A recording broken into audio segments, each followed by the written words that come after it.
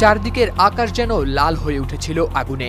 Iran, ইয়েমেনের হুতি বিদ্রোহী ও গাজার হামাস, তিন দিক থেকেই একযোগে ধেয়ে এলো ক্ষেপণাস্ত্রের ঝড়। গেল শনিবার থেকে তাই ইসরায়েলের রাতগুলো হয়ে উঠেছে আতঙ্কের রাত। ইরান জুড়ে ইসরায়েলের হামলায় জ্বলছিল তেহরানের শাহরান তেল স্থাপনা। এর পরপরই বিস্ফোরণের শব্দে কেঁপে উঠেছিল শহরের বাতাস। পাল্টা হামলায় ইরানও দিয়েছে জবাব।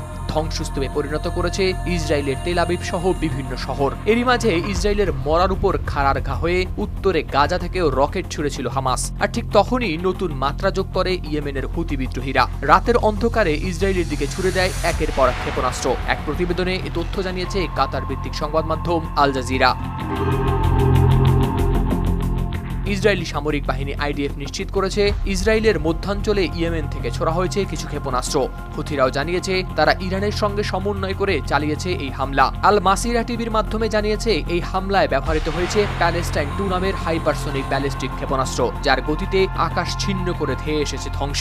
গত এক সপ্তাহে এটি ছিল হুথিদের দ্বিতীয় হামলা। এর আগে 10 জুন মঙ্গলবার তারা 2টি ক্ষেপণাস্ত্র ছুড়েছিল ইসরায়েলের দিকে। সেই হামলার পর প্রতিশোধ নিতে ইসরায়েল বিমান হামলা চালায় হুথিদের দখলে থাকা ইয়েমেনের হোদেইদা বন্দরে।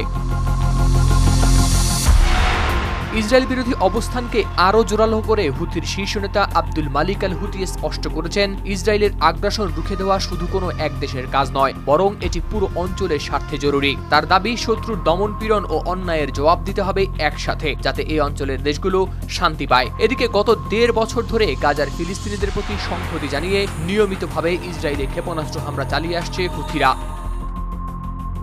যুদ্ধবিরতির পর কিছুদিন শান্ত ছিল পরিস্থিতি, তারা আবার ফিরেছে সেই আগ্রাসী রূপে। হাওলাদার শামীম, RTV।